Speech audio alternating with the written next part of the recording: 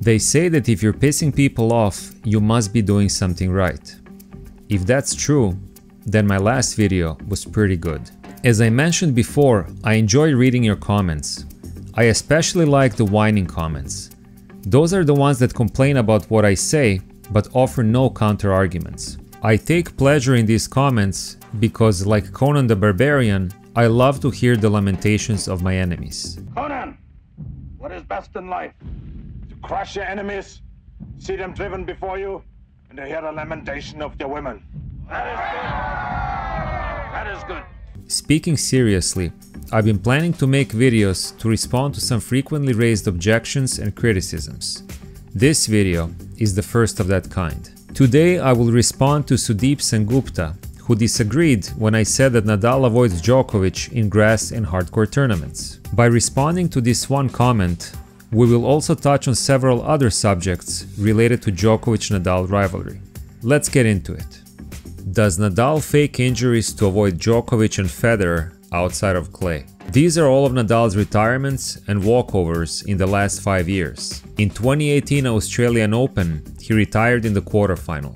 By doing that, he avoided Federer in the final. In 2018 US Open, he retired in the semi-final, and he avoided Djokovic in the final. In 2019 Indian Wells, he withdrew in the semi-final when he was supposed to play Federer in that round. In 2019 Paris Masters, he withdrew in the semi-final and avoided Djokovic in the final. And finally, we all remember earlier this year when he withdrew in the Wimbledon semi-final and once again avoided Djokovic in the final. In the last 5 years, Nadal quit from hardcourt and grass tournaments 5 times.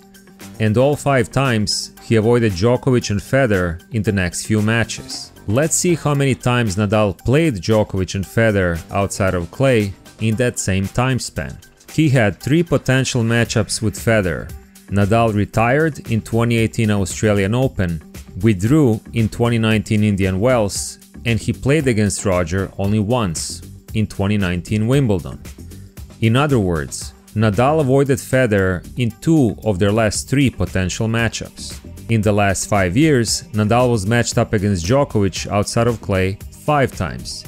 In 3 of those 5 potential matchups, Nadal avoided Djokovic by quitting in the previous round. To summarize, in the last 8 potential matchups against Roger and Novak outside of his beloved clay, Nadal has no wins, 3 losses, and 5 times he quit before facing his 2 biggest rivals. I know that a lot of you are already getting upset, but these are facts. You can dislike the facts as much as you want, but you cannot disagree with them.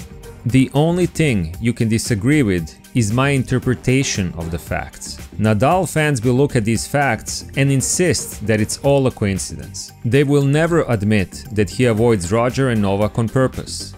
My conclusion is the opposite. I am quite certain that he fakes injuries to avoid losing to his biggest rivals.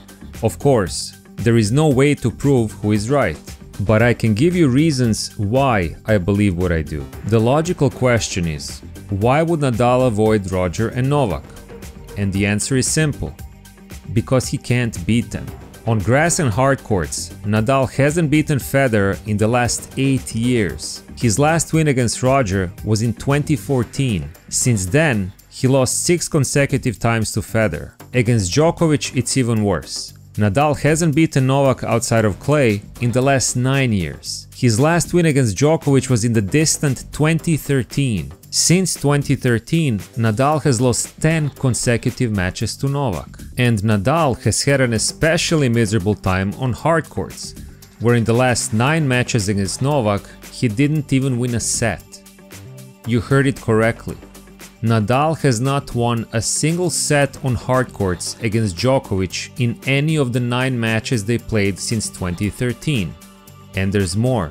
Most of these sets were not even close. Nadal won 4 games or more in only 4 out of 19 sets. He didn't do any better against Federer. In their last 3 hardcourt matches, he lost in straight sets and managed to win 4 games only twice. In his last 12 hardcourt matches against his 2 biggest rivals, Nadal lost all 12 matches, lost all 25 sets, and won 4 games or more in only 6 sets.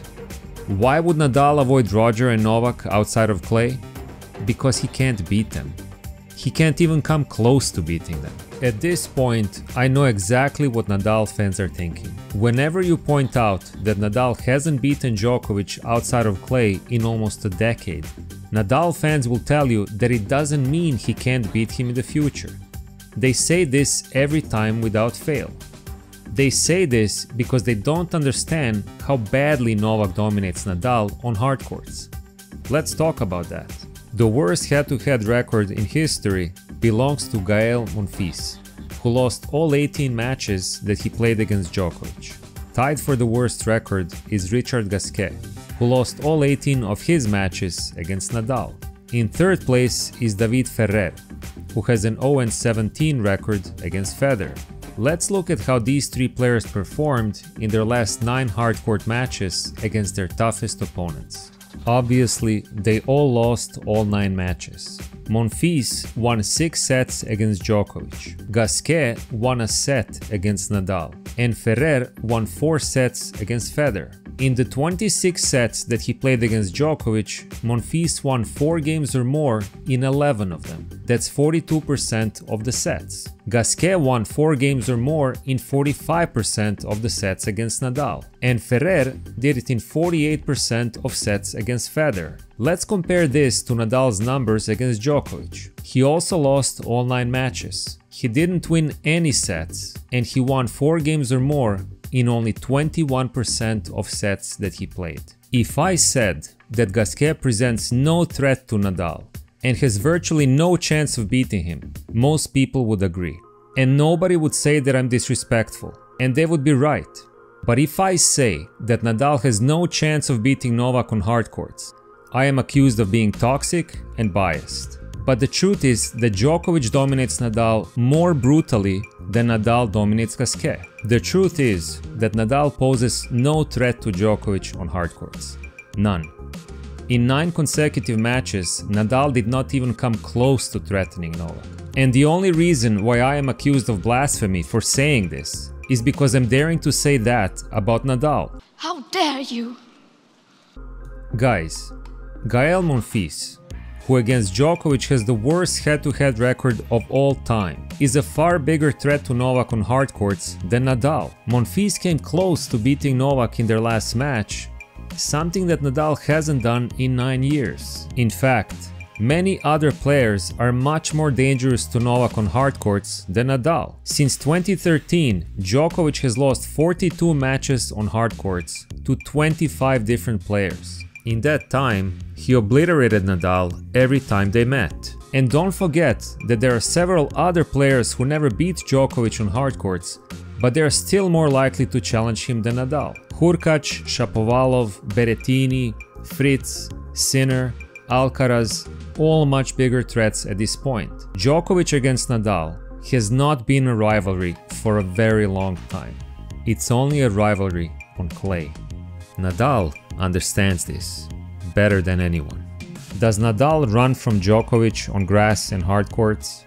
Like a vampire from across. But I know that Nadal's fans will still have a hard time accepting that he fakes injuries to dodge opponents. For more than 20 years, the mainstream media and Nadal sponsors have marketed him as a tenacious warrior and an exemplary sportsman.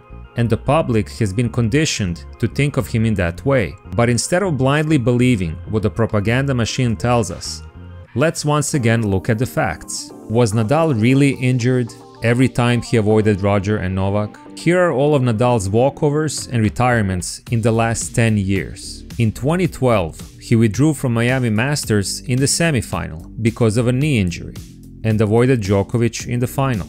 He was on a 7-match losing streak against Novak at the time. Less than 1 month later, his knee was fine when he won the title in Barcelona, as well as 3 more clay titles after that, including Roland Garros. In 2016, he quit from Miami and Roland Garros, but he won titles in Barcelona and Monte Carlo. In 2017, he withdrew from Paris Masters, but he won Barcelona, Monte Carlo, Madrid and Roland Garros. In 2018, he quit from Australian Open and US Open and avoided Federer and Djokovic in those slams.